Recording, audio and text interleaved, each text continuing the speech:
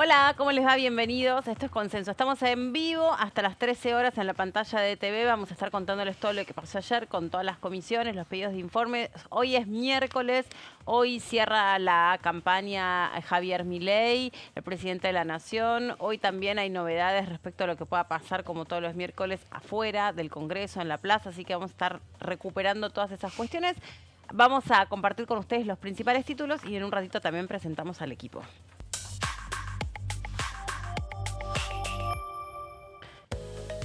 Todo lo que pasó ayer, las comisiones de Acción Social, Salud Pública y Discapacidad se reunieron. En las dos se consideraron los pedidos de informes vinculados a la ANDIS, la Agencia Nacional de Discapacidad. Vamos a contarles qué es lo que pasó.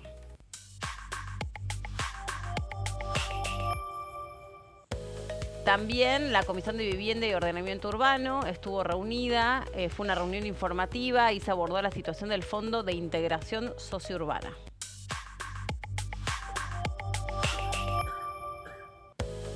Asimismo, la Comisión Investigadora del caso Libra se reunió para poder aprobar el reglamento interno de funcionamiento para poder avanzar con la investigación en relación a la criptomoneda. Bienvenidos. ¿Cómo les va, Jessy, Gonza? ¿Cómo andan? ¿Qué tal, Meli? Hola, Meli. ¿Cómo andan? ¿Bien? Bien, todo bien. Y también lo que vos decías, Jessy, pasó ayer, la Comisión de Libertad de Expresión estuvo también haciendo algunos pedidos en relación a toda la cuestión vinculada a los audios, ¿no? Sí, en realidad, bueno, fue una autoconvocatoria que hicieron integrantes de la Comisión de Libertad de Expresión, Claro. porque la presidenta de la misma, Emilia Orozco de la Libertad Avanza, no hizo la convocatoria oficialmente, pero de todas maneras el vicepresidente de la comisión, Cristian Castillo de la Izquierda, insistió en hacer esta autoconvocatoria, entonces fueron el resto de los vocales, integrantes y el resto de las autoridades de la misma invitaron a Jorge Rial y Mauro Federico, los periodistas que, bueno, han sido señalados, digamos, como por parte del gobierno para ser allanados por los audios de Españolo, el ex titular de la ANDIS, que fueron revelados en el canal donde ellos brindan información y tienen un programa. Y bueno, hicieron las denuncias sobre el caso. En el caso de Jorge Rial también dijo, bueno, tengo un falcon en la puerta de mi casa. Y también dijeron que en el día de hoy iban a revelar una nueva investigación sobre el funcionamiento de la ANDIS. Así que bueno, hubo un amplio arco político que acompañó, hubo desde diputados de Unión por la Patria, más de la izquierda, por supuesto, hasta Innovación Federal también, y del bloque de Coherencia hubo 3 diputados del bloque que integra también Marcela Pagano. Marcela Pagano no estuvo, pero sí el resto de los integrantes. La diputada Marcela Pagano, también la diputada Lourdes Arrieta, estuvieron haciendo declaraciones periodísticas, estuvieron participando de distintas entrevistas. Además, la diputada Marcela Pagano es periodista y está casada con una de las personas a las que también bueno, no sé si está casada o está en pareja o es el papá de su bebé, una de las personas que también se requirió que fuera allanada, que es este abogado Franco Bindi, que también tuvo un medio de comunicación y que está, leí recién, digamos, vinculado a los servicios de inteligencia. Se lo vincula desde distintas aristas y me parece que en un punto cuando el presidente de la Nación sale en un tuit a decir que hay espías disfrazados de periodistas, más allá de la situación en relación a Mauro Federico, a Jorge Real, también está esta persona que, claro, como no es una persona conocida públicamente porque se resguarda bastante, pero bueno, están saliendo distintos artículos en relación de, bueno, quién es esta persona, y la propia Marcela Pagano dijo también de mi marido, que se lo señala como un espía, que lo único que hace es cuidarme la cartera y el bebé cuando yo estoy en la sesión. No sé si vieron un poco las repercusiones que hubo en ese sentido. También se aclaró un poco cuáles son los límites para que una causa judicial avance sobre los periodistas, cuáles son esos reparos que los periodistas tenemos protegidos en la Constitución Nacional respecto de nuestras fuentes, básicamente, y que por lo tanto, si se nos requiere que se entregue un teléfono celular, bueno, ahí se puede poner, se pueden, digamos, violar lo que son los secretos profesionales o los contactos con las fuentes, que son las garantías que los periodistas tienen para poder justamente investigar al poder, ¿no? Entonces, son derechos que obviamente se ponen en tensión, pero se ha explicado mucho en este sentido con abogados constitucionalistas y demás. que hay límites donde la justicia no puede avanzar con un ciudadano cuando ese ciudadano está ejerciendo un rol social que es el rol de informar. O sea, no es irrestricto que la justicia avanza sobre cualquier ciudadano, como tampoco puede hacerlo sobre un funcionario, ¿no? Bueno, y todo esto que se enmarca lógicamente en lo que sucede en la Agencia Nacional de Discapacidad con los audios de Diego Españuelo, su ex director, que desencadenó lógicamente en esta situación, así como también se están tratando otros temas en la Cámara de Diputados. Parece que la agenda va todo por el mismo lado, y cuando uno pregunta respecto a, bueno, ¿cuándo puede llegar a haber acción en el recinto? Tenemos que esperar un poco más, ya por lo menos lo que uno va consultando y preguntando, y no hablo exclusivamente de estos temas, ¿no?, sino de muchos proyectos que ya tienen la posibilidad de ir al recinto y de tener una próxima sesión, entendiendo que el próximo domingo son las elecciones en la provincia de Buenos Aires, que estamos ahí tampoco tan lejos del 26 de octubre, de lo que serán las elecciones legislativas a nivel nacional. Por lo menos va a haber un descanso en cuanto a lo que tiene que ver con el recinto para la semana, ya esta semana lógicamente, y la semana próxima también. No se prevé por lo menos una sesión para los próximos días. Sí tendríamos que empezar a pensar en la semana ya de el 15, creo que es lunes 15 de septiembre, a partir de esa semana, para empezar a vislumbrar a ver si puede llegar a haber o no una unificación de temas y un consenso para abrir el recinto. Y al mismo tiempo el foco está puesto en este sentido en ver qué sucede con la respuesta del Gobierno Nacional a la aprobación de los proyectos para el presupuesto universitario y también para lo que significa la emergencia en el sistema pediátrico argentino, con el foco en el Garrahan, porque entendemos que hasta el jueves o viernes de la semana próxima es cuando tiene el tiempo límite el Gobierno Nacional para decidir si veta o no esta iniciativa, y ahí comienza el procedimiento de, bueno, la organización del Congreso para ver si quiere insistir o no con estos proyectos. Y lo que hay que estar atentos es que el día de mañana va a haber sesión en el Senado, en la Cámara Alta, a las 11 de la mañana. Hoy por la tarde va a haber reunión de labor parlamentaria, donde van a fijar un poco el temario. Son sesiones ordinarias que está fijando la Cámara Alta. Y la novedad ahí es que se puede insistir con la ley de emergencia en discapacidad frente al veto presidencial. Ya fue, la ley ya fue insistida, digamos, en la Cámara de Diputados. Ahora le falta el Senado. Todos descuentan que el número está para insistir con la ley, con lo cual se convertiría en ese caso en la primera insistencia frente a un veto en, creo que más de alrededor de 20 años más o menos, que nos sucede algo así. Bueno, y está el colectivo de la discapacidad, por supuesto, muy atento, porque esto obligaría al Poder Ejecutivo a poner en marcha la ley de emergencia en discapacidad. Bueno, por eso decíamos también hay que estar atentos qué es lo que pasa hoy en la calle, ¿no? Es un día de mucho voltaje en ese sentido, es un miércoles más, un miércoles de jubilados, un miércoles donde se cierra la campaña de cara a las elecciones del domingo. El gobierno o los representantes del gobierno que cada vez que han a lo largo de esta semana dado entrevistas han pedido que por favor la gente vaya a votar. Quiere decir que algo de todo este clima se percibe que tal vez pueda traducirse en menos participación en las urnas. Además, no es menor la cuestión o la incidencia de las tormentas que hubo, sobre todo en la provincia de Buenos Aires, que ha dejado a muchos vecinos una vez más anegados y también enojados con la política. Y ahí, bueno, habrá que ver quién paga, ¿no?, el peso de esa inundación. Si el gobierno de la provincia de Buenos Aires, si el gobierno nacional, o qué es lo que termina ocurriendo en que es...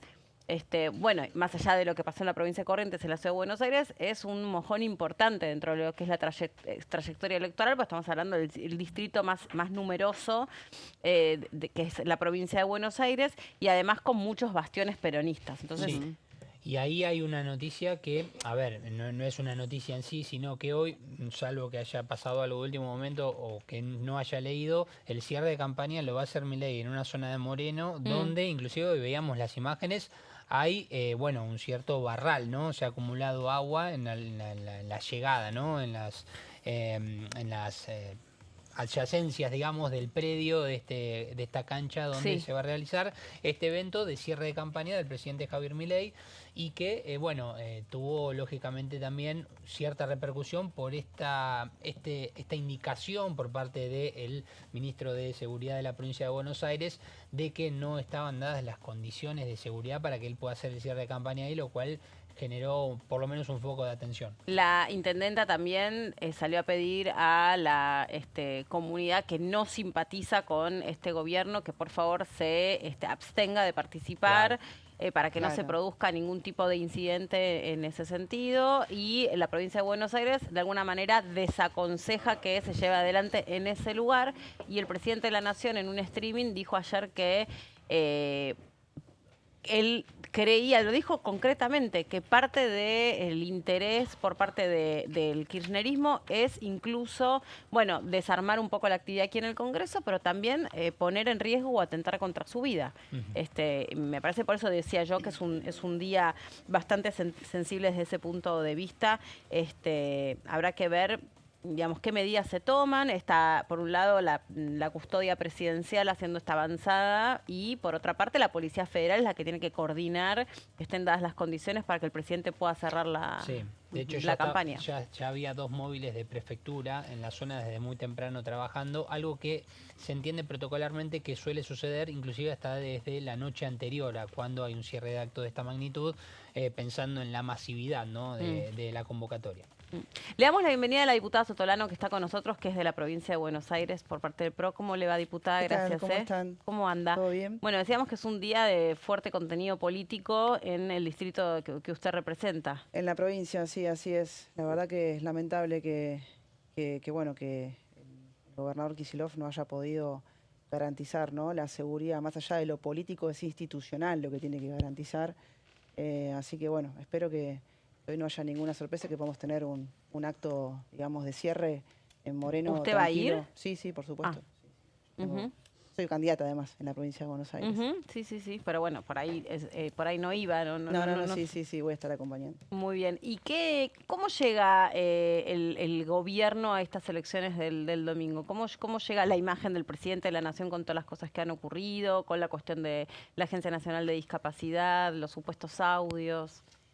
Obviamente es un tramo difícil, digamos. Yo siempre digo lo mismo, nosotros fuimos gobierno 4 años, fue muy difícil gobernar a nivel nacional, a nivel provincial. Yo fui secretaria de Desarrollo Social en mi municipio, en Quilmes. Digamos, salir de un sistema populista no es fácil, digamos.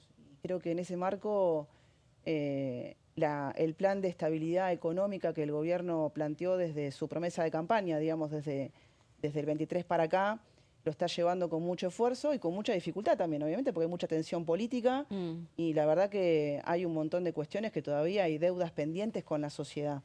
Yo creo que el desafío, más allá de pasar esta elección, es empezar a generar un plan económico de crecimiento, porque todavía estamos en un plan de estabilización. Y la verdad que la gente hoy económicamente lo siente, es obvio, es entendible. Es mucha historia, ¿no?, de deuda económica, digamos, de parte de la Argentina para con la sociedad y los sectores más vulnerables, digamos, los niños, los jubilados, los discapacitados. Me parece que es un trabajo mancomunado que también tenemos que dar una discusión con mucha altura en el Congreso. Yo siento que, te decía, yo soy candidata a diputada, me voy a la legislatura de la provincia después del 10 de diciembre, pero la verdad que me gustaría que en el Congreso Nacional empecemos a dar de verdad una agenda cercana a la gente, una agenda de proyectos que realmente le mejoren de verdad, con una discusión política profunda. Vos hablabas de jubilados y también el sistema previsional está roto. Digo, me parece que hay que dar discusiones de fondo, ¿no? Más allá de, venimos de mucho parche en muchas cuestiones y me parece que lo que el Congreso debería transitar en lo que va de los 2 años que quedan de gobierno son discusiones con mucha más altura y con mucha más respuesta a sectores que lo necesitan. Creo que el proceso de la ley bases para acá planteó un poco eso. Me parece que el gobierno lo que tiene que lograr de ahora en más es poder consolidar las reformas de fondo, porque si no, no vamos a salir nunca. ¿Y a qué tipo de sistema previsional le parece que debiéramos ir transicionando tener? Porque el que está quebrado, no le puede dar respuesta a jubilados que hoy cobran 390.000 pesos con el bono incluido. con un bono congelado que quedó congelado en 70.000 pesos, jubilados que cuando uno al azar pone el micrófono en la calle cuentan que saltean comidas o que no compran todos los medicamentos que necesitan o que dan gracias que tienen una casa propia, porque si no, no saben cómo subsistirían. Entonces, ¿a qué tipo de sistema previsional hay que No, ir? me refiero en realidad, a ver, obviamente, vuelvo a lo mismo, el plan de estabilidad, es obvio que los jubilados de la mínima, yo tengo mi mamá jubilada de la mínima, digo, obviamente si no tenés un sostén familiar es muy difícil, ¿no?, que puedan llegar a fin de mes. Pero la realidad también es que nosotros venimos haciendo propuestas también desde nuestro espacio, desde la ley de bases para acá también es claro que el gobierno en este marco de estabilización económica debería buscar la manera de cómo actualizar el bono, que es una de las propuestas también que nosotros veníamos hablando también en los diferentes dictámenes que inclusive hemos presentado aparte. Me parece que el sistema previsional, cuando digo está roto, que viene de mucho parche,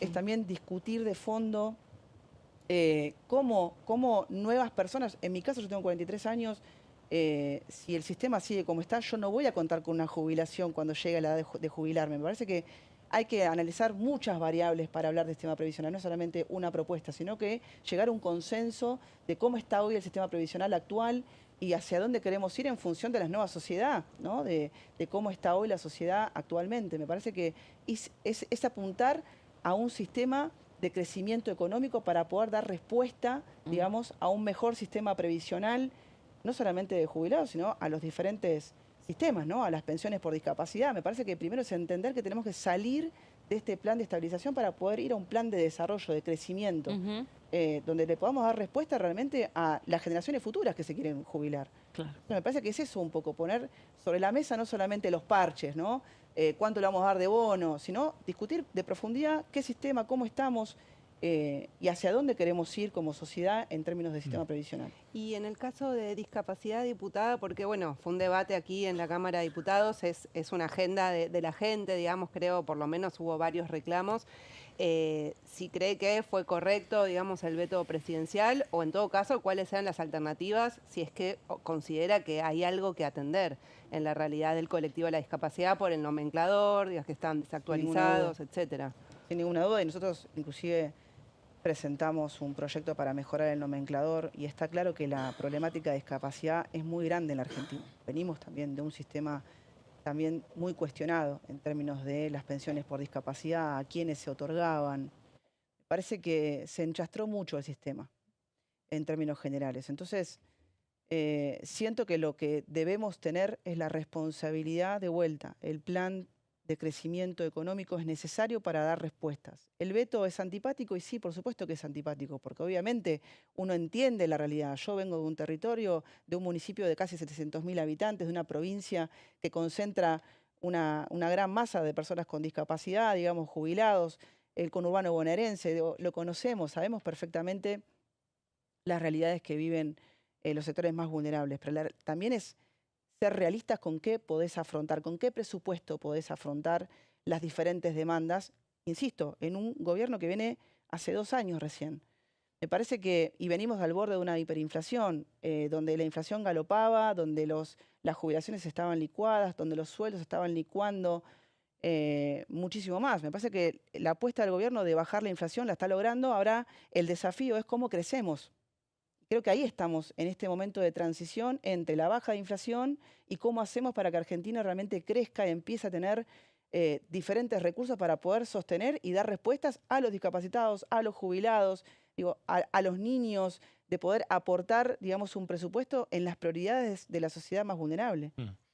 Diputada, bueno, recién repasábamos, ¿no? Hablamos de jubilados, que me quedó resonando esta frase que usted dijo y que me parece buena la reflexión de yo tengo 43 años y no voy a llegar, entiendo que por los años de aporte. Seguimos, claro, si seguimos en este curso, digamos, probablemente yo no pueda contar con una jubilación más adelante. Me quedó resonando porque no está mal que un propio legislador, que después es el que emite el voto, sea favorable, negativo o disidencia justamente de alguna iniciativa vinculante. Está bueno que también existan estos casos dentro de la Cámara.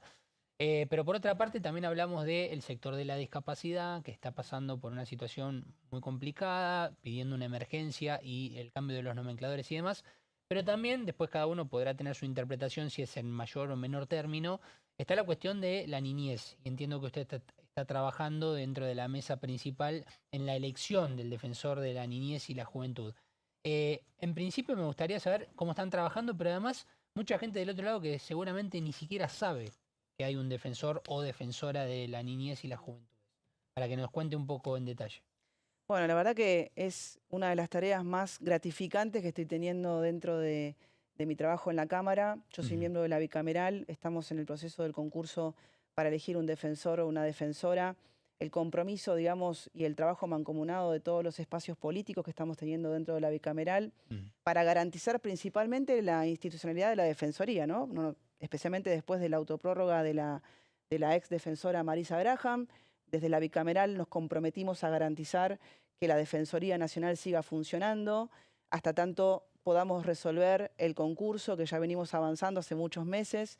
Llegamos a la parte de audiencias públicas para escuchamos a más de 70 postulantes para defensor o defensora del niño nacional. Es una agenda súper prioritaria en el marco de esto, ¿no? De los sectores más vulnerables. Bueno, los niños son el sector más vulnerable de la sociedad y tienen que contar con una defensoría autónoma, una defensoría que no dependa, digamos, de ningún poder de turno, sino que pueda garantizar los derechos del sistema de protección integral. En ese marco, los diferentes espacios, la verdad que venimos trabajando de una manera súper comprometida para poder sacar, si Dios quiere, este concurso adelante y poder tener una terna antes de fin de año, poder votarla en el recinto. Ahora tuvimos 3 días de audiencia pública que escuchamos más de 70 postulantes, más de 30 horas de escucha, de intercambio con diferentes postulantes que vinieron de diferentes puntos del país, no solamente de la ciudad de Buenos Aires o de la provincia, vinieron del interior, a presentar sus planes de trabajo, a defender sus propuestas de cómo manejarían la defensoría si fuesen defensor o defensora. La verdad que me llena de orgullo porque no solamente porque me interesa la agenda de niñez y mucho, sino porque creo que la defensoría, hoy cumplimos, bueno, hoy no, este año cumplimos 20 años de la ley 26.061, que es la Ley de Protección Integral de los Derechos del Niño, y creo que hay mucha deuda todavía en el sistema de protección para con la niñez y la adolescencia. Me parece que después de 20 años de tener una ley tan importante, es necesario también que podamos ejecutarla a nivel federal, ¿no? Porque hoy todavía, yo soy de la provincia de Buenos Aires y todavía nosotros no contamos con una Defensoría del Niño en la provincia de Buenos Aires que se concentra el 40% de la población infantil del país, con todas las realidades en el conurbano especialmente y también en el interior. Entonces creo que este proceso, por lo menos el compromiso que asumimos todos los espacios políticos de la bicameral, es poder poner la nota final, después de estas audiencias, estos 3 días de audiencia, llegar a la nota final, que obviamente es un proceso individual, ¿no? De cada legislador va a terminar de poner la puntuación final, después ponernos de acuerdo en una terna para poder, si Dios quiere, votarla en la bicameral y antes de fin de mes, si digamos cumplimos con todo lo que venimos haciendo en el cronograma, poder tener la terna y poder llevarla al recinto. Gracias por haber venido, diputada, muy amable. Muchas gracias a ustedes. Muchas gracias. Bueno, la diputada entonces por parte de la provincia de Buenos Aires del PRO, que se candidatea a la legislatura de la Ciudad de Buenos Aires. Hacemos una pausa. Nosotros, ¿les parece? Y en un ratito seguimos y retomamos la agenda aquí en el Congreso de la Nación.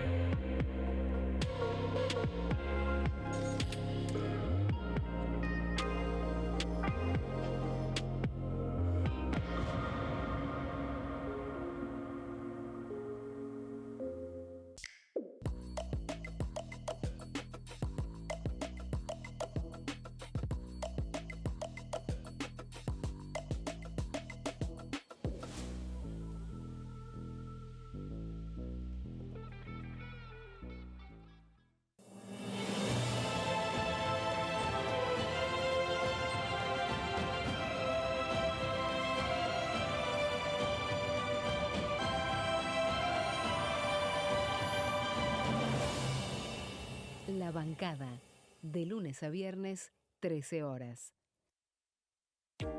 ¿Qué se vota este año? El domingo 26 de octubre se realizarán elecciones legislativas para renovar parte del Congreso de la Nación.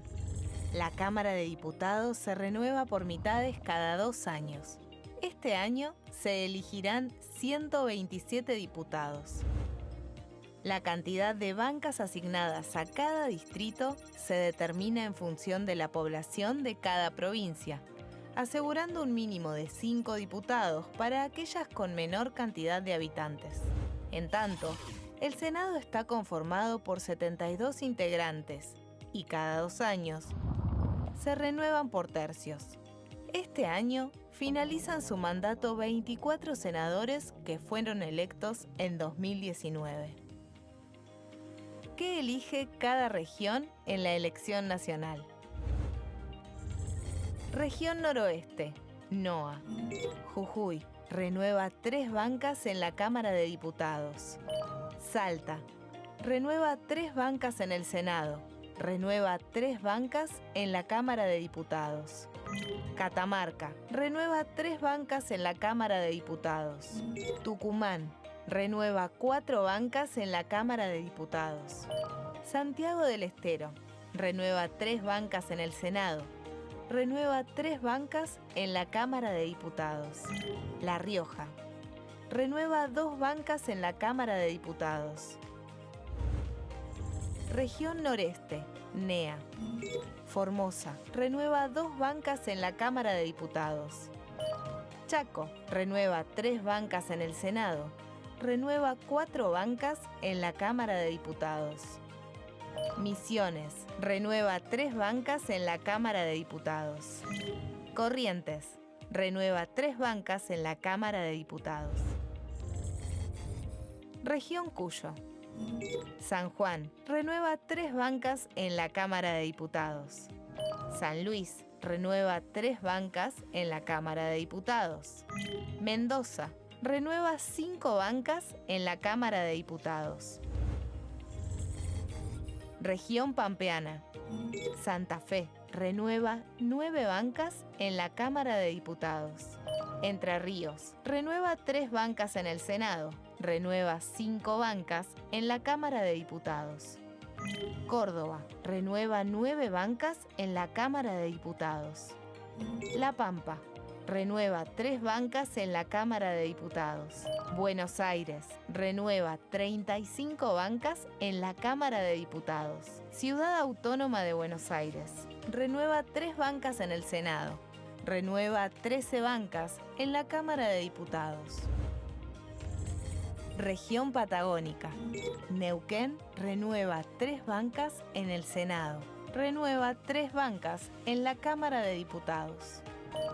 Río Negro renueva 3 bancas en el Senado. Renueva 2 bancas en la Cámara de Diputados.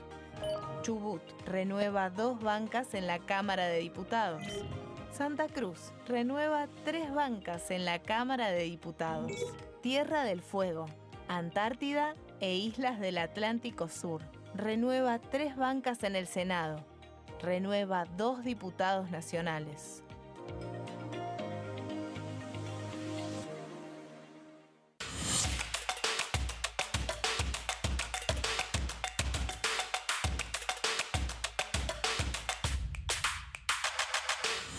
Quórum, de lunes a viernes, 14 horas. ¿Cómo funciona el Congreso? Cuando un proyecto de ley ingresa a la Cámara de Diputados, ya sea presentado por un legislador, enviado por el Poder Ejecutivo o producto de una iniciativa popular, se trata primero en el ámbito de las comisiones.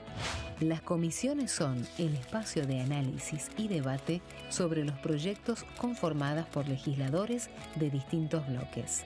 Hay 46 comisiones permanentes que son centrales en la discusión parlamentaria, como Presupuesto y Hacienda, Asuntos Constitucionales o Legislación General.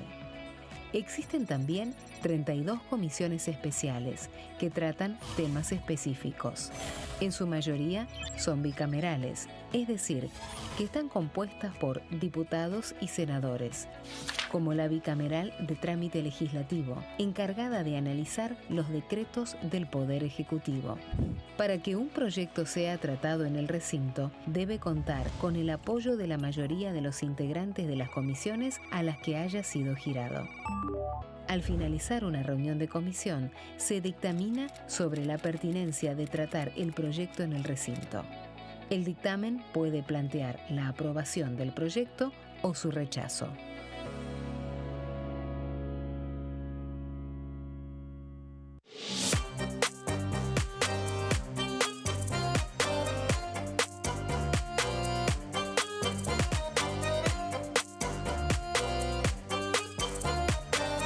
Plenario, de lunes a viernes, 15 horas.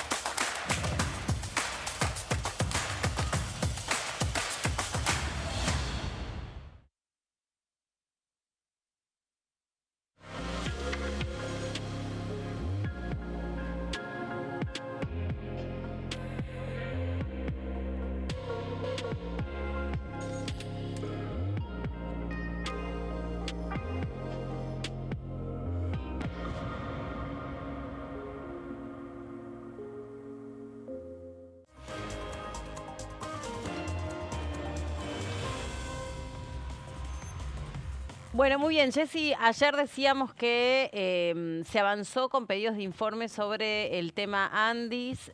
Recuerden ustedes que la justicia está tratando de avanzar sobre las personas que aparecen implicadas en esta presunta red de corrupción. Está tratando de avanzar sobre, por ejemplo, entre otras cosas, los teléfonos celulares. Se allanaron las sedes de Andis y de las droguerías relacionadas a esta cuestión de sobreprecios y de pago de sobornos. Bueno, y veníamos hablando con el titular, por ejemplo, de la Comisión de Discapacidad, el diputado Arroyo, que hasta acá se había solicitado, requerido o invitado a los funcionarios a que comparezcan ante las comisiones y ahora ya directamente iban a cambiar el tono para que no pudieran esquivar estos requerimientos. Así es, en el día de ayer, bueno, fueron dos comisiones que se juntaron en distintos horarios. Estuvo la de Acción Social y Salud Pública que preside el diputado Pablo Yedlin, que fue la primera, que dio, digamos, no es un dictamen, sino que terminaron definiéndolo como un anteproyecto para los pedidos de interpelación a funcionarios. Porque el tema es que tanto lo que se juntaron las firmas en salud como en discapacidad no pueden dictaminar todavía porque falta asuntos constitucionales, que es la comisión de cabecera. Entonces, por eso no pueden avanzar en firmar un dictamen y justamente esta comisión está presidida por el diputado Nicolás Mayoraz de La Libertad Avanza. Pero lo que sí te podemos contar es un poco en qué es lo que se pusieron de acuerdo los distintos bloques opositores para tratar de avanzar y eventualmente emplazar a la Comisión de Asuntos Constitucionales para poder hacer pedidos de informe y pedidos de interpelación a funcionarios. Si te parece, Mary, repasamos un poco. Dale. Unificaron varios proyectos que tenían. Decíamos entonces, bueno, ya tienen la firma en estas dos comisiones, Acción Social y Salud Pública y Discapacidad, que preside el diputado Daniel Arroyo, también de Unión por la Patria, pero sin los asuntos constitucionales no puede llegar al recinto y hubo incluso, por ejemplo, en la de discapacidad, el diputado Arroyo anunció que están girando una nota a la comisión que preside Nicolás Mayoraz para que acelere el tratamiento, pero la expectativa, convengamos que no es muy auspiciosa, o sea, nadie cree que el diputado Nicolás Mayoraz vaya a abrir la comisión para tratar estos proyectos, porque además podría habilitar a que se traten muchos otros, seguramente que están pendientes, como por ejemplo el tema de las comisiones investigadoras sobre el caso del fentanilo. Bueno, hay varias cuestiones que podrían colarse, que tienen giro esa comisión y que podrían complicar, así que seguramente esto dependa de una próxima sesión donde se logre hacer algún tipo de emplazamiento. Vamos a repasar primero algunos ítems de los pedidos de informe, Meli.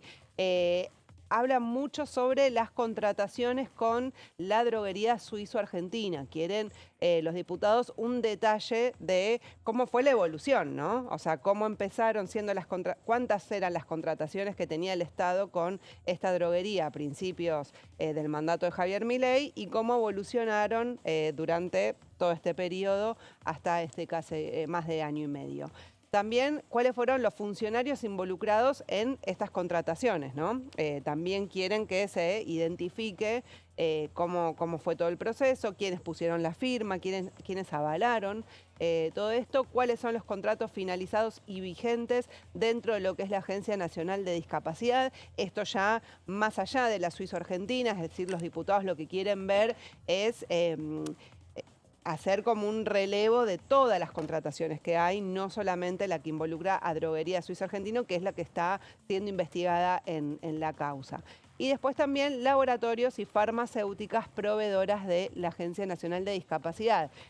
Recordamos, Suizo-Argentina es una droguería que actúa como intermediaria, pero lo que son laboratorios y farmacéuticas van directamente, ¿no? Son las que proveen medicamentos u otros insumos médicos, así que también quieren el detalle de todos los proveedores que tengan que ver con esto. Vamos a la siguiente placa para ver otros ítems que estaban dentro de los distintos proyectos. La verdad que hubo proyectos presentados por todo el arco político opositor prácticamente. También están pidiendo los diputados en estos pedidos de informe denuncias penales que haya hecho el Ministerio de Salud o la Agencia Nacional de Discapacidad frente a los audios que conocimos del ex titular de la ANDIS de Españolo. Entonces quieren saber si hubo medidas legales que tomó el Poder Ejecutivo frente a estos audios, denunciando a alguien, sea la suizo-argentino, sea al propio Españolo. Bueno, quieren saber si hay denuncias. Y después también si hubo denuncias recibidas por la ANDIS sobre distintas irregularidades en todo este periodo, ¿no? O sea, que desde que asumió Javier Milei hasta ahora, bueno, alguien denunció que hubo algún otro problema, lo dejó por escrito, asentado. Y un tema también que tiene que ver con las auditorías internas y externas. Recordemos, la ANDIS actualmente está con un interventor, que es Alejandro Vilches. Fue una persona que fue citada por la Comisión de Acción Social y Salud Pública la semana pasada. No se hizo presente, pero quieren saber, bueno, es un interventor que supuestamente está haciendo un trabajo para controlar cómo está funcionando la Agencia Nacional de Discapacidad. Bueno, ¿qué es lo que arrojó esa investigación o esa intervención? Sí, ¿y en qué va a consistir? Porque también mucho dice, por ejemplo, yo me baso mucho en lo que dice el diputado Daniel Arroyo, porque él conoce, digamos, bien cercanamente la cuestión de discapacidad. Muchas personas dicen que les cortaron sus pensiones de repente, que cuando fueron y preguntaron qué es lo que pasaba, no estaba claro por qué alguien que, por ejemplo, nació ciego, de repente su situación no iba a mejorar porque nació ciego y se cuenta con esa documentación. Claro. Le cortaron la pensión, entonces dice que hubo muchas cuestiones dentro de esas cartas documento que avisaban que les cortaban las pensiones, hasta ver cuál era la situación en el contexto de la auditoría. Eran situaciones que se mandaron a domicilios que no estaban actualizados. Entonces, bueno, ¿por qué no se actualizó? ¿De quién dependió? Claro. ¿Con qué información contaron para decir, bueno, se corta todo? Bueno, en algunos casos es como, es cierto, hay que revisar, hay que ver, hay que evaluar, hay que informarse sobre cada uno de los casos, y en otras es como, a ver, la persona nació con esa condición y se va a morir con esa condición, y naturalmente sin la pensión no puede subsistir, no puede tener acceso a sus tratamientos o a lo que fuera. Más allá de después lo que vos decías, ¿no? Los nomencladores y demás que hablabas con la diputada. Yo escuchaba historias ayer que se dieron, las personas seguían yendo a la Agencia Nacional de Discapacidad y eran todas muy dramáticas. Personas que si no cuentan con un familiar están realmente en una situación de mucha desolación, muy solos, muy abandonados con las distintas... A veces hay personas que dicen, no, bueno, yo tengo artrosis. Bueno, me imagino que una persona con artrosis igual puede relativamente hacer otras cosas o bueno, condiciones que son como el resultado de unas discapacidades que son adquiridas, que son como el resultado de accidentes o de otras cuestiones que, bueno, obviamente hay que ir y demostrar, pero personas que nacieron con una condición que es irreversible y que se van a morir con esa condición, ¿por qué? De repente les cortaron sobre la todo pensión. que no son independientes. No hay una independencia. Claro, ¿no? Y hay una dependencia de un transporte, de un asistente, de una terapia o hasta mismo de un medicamento, porque también está esa otra cuestión. Que no sea un tema físico, pero también de una medicación. Y de un sustento. Imagínate una persona que de verdad está postrada. O sea, no puede ni siquiera ir a acercarse a la Agencia Nacional de Discapacidad, que alguien le explique por qué le cortaron la pensión. O sea, son situaciones sumamente extremas. Sí. Sumamente extremas. Y estamos hablando de pensiones que son 300.000, 400.000 pesos. Tampoco pensemos que... No, claro, sí, personas que no pueden acceder a otro ingreso probablemente, ¿no? Que tienen que vivir de esa pensión, digamos, porque no tienen posibilidades por su propia discapacidad de desarrollar otra actividad. Bueno, este es un punto que está también dentro de los pedidos de informe. Vamos a ir a la siguiente placa porque justamente los diputados quieren saber el detalle de qué pasó con esas pensiones y con esas auditorías. De hecho, revisé, Meli, en el informe escrito que brindó el jefe de gabinete, Guillermo Francos, ahí una de las preguntas que le hacen los diputados, no recuerdo ahora qué bloque es, bueno, ¿cuál es el resultado de estas auditorías sobre las pensiones? Y ahí lo que surge es que hay 110.000, que ayer lo repitió el diputado Arroyo, 110.000 pensiones que fueron suspendidas. Exacto. De las cuales 90.000 es porque hubo problemas con el domicilio. Direcciones, ¿sí? O que no llegaron al domicilio, o que no era el domicilio correcto, o lo que fuere. Bueno, entonces ahí hay una irregularidad, evidentemente. Son pensiones que por ahí fueron otorgadas hace 15 años y se tomó la primera dirección que la persona declaró como dirección legal sin constatar, digamos, que además están los instrumentos, ¿no? Porque están los distintos organismos, el RENAPER, las comunas, ¿no? O sea, hay distintas instancias donde vos podés cruzar esos datos. Hoy, además, hay bases de datos recontraactualizadas, el ANSES. O sea, tenés un montón de recursos, el Estado tiene un montón de recursos para cruzar esa información.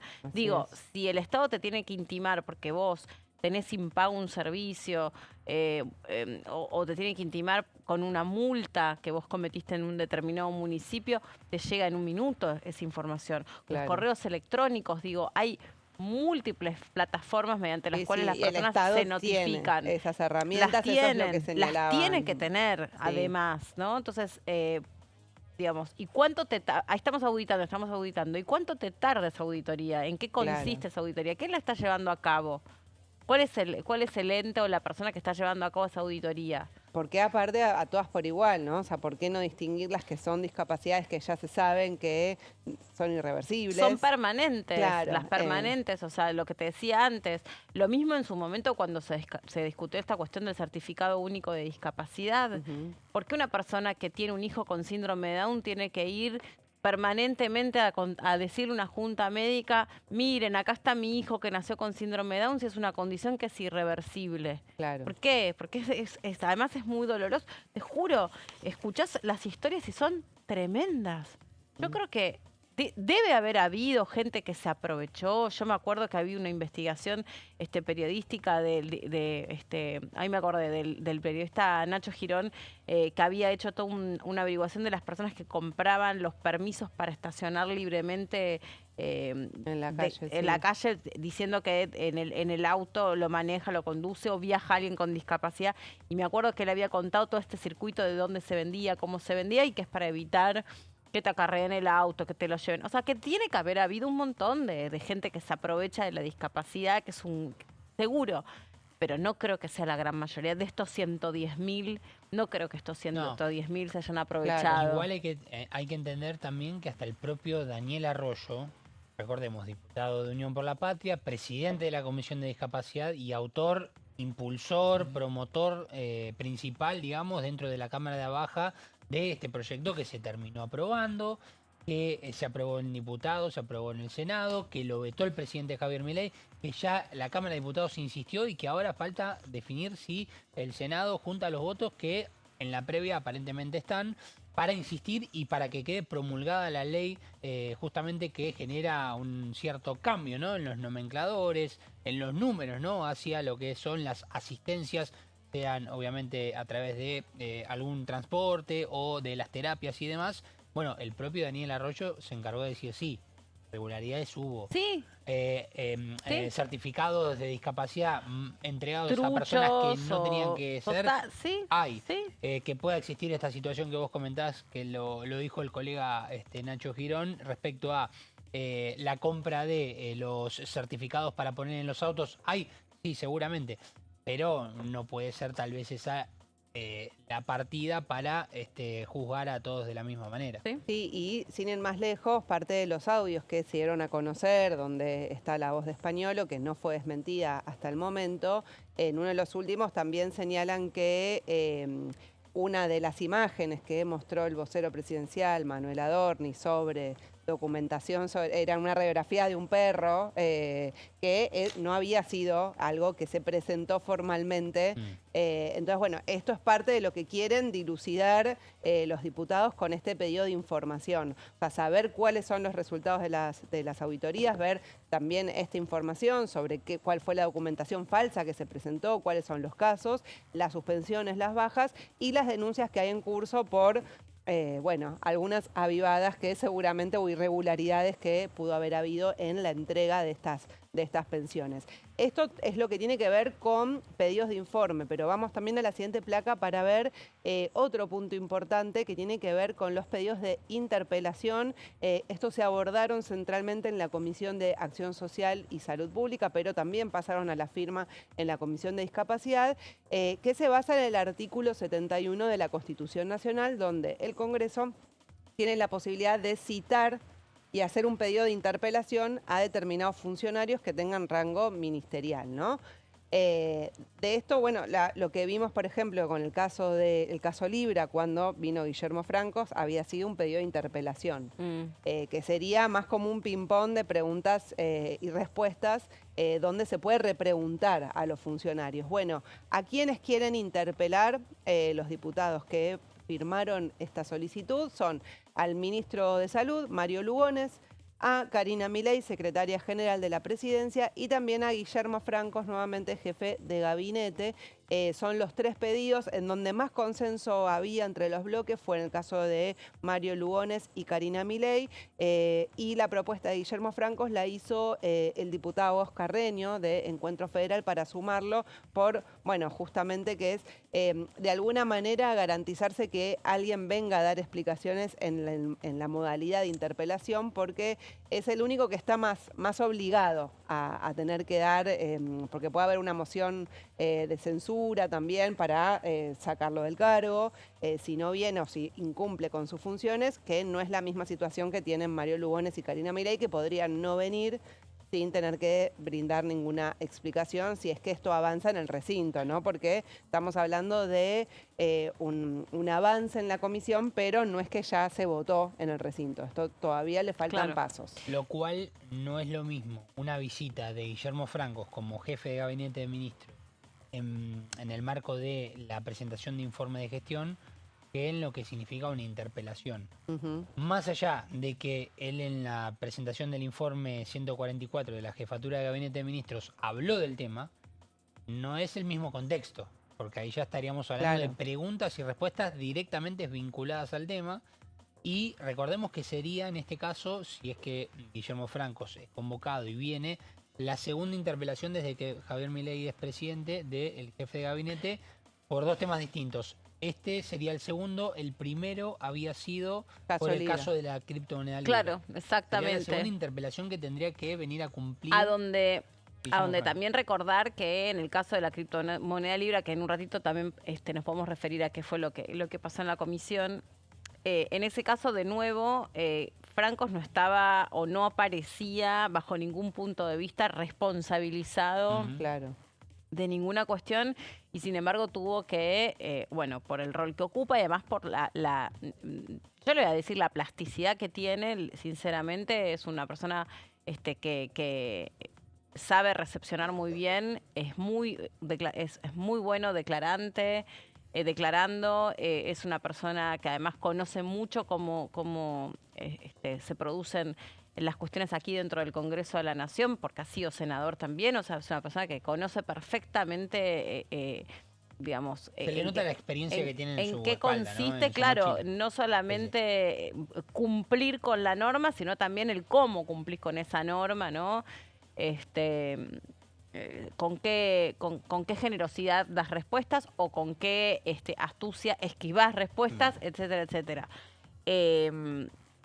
Bueno, me parece que acá un poco lo mismo, ¿no? Es una persona que también se reunió oportunamente con el ministro de Salud para poder tener un poco más de contenido a la hora de exponerse a los diputados, y los diputados lo que le dijeron es, bueno, igual no alcanza, porque acá hay que conocer más en profundidad. Y a mí me parece saludable que en verdad los ministros vengan y puedan dar cuenta de este caso o de cualquier otro que se lo requiera. Digo, yo creo que son temas extremadamente sensibles, donde del otro lado me parece que hay una inquietud de la comunidad, de la sociedad, pertenezcan o no pertenezcan al ecosistema de la discapacidad, en saber qué fue lo que pasó.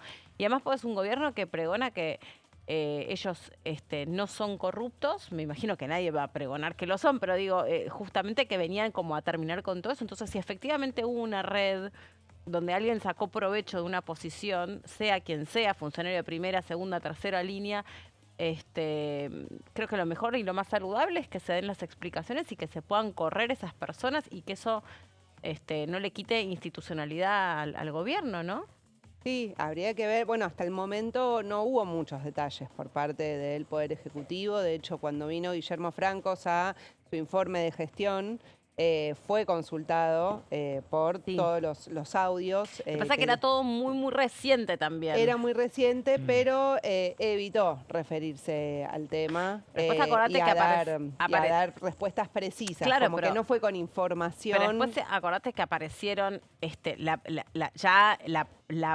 el acercamiento de Spagnuolo a la justicia, digamos, todavía...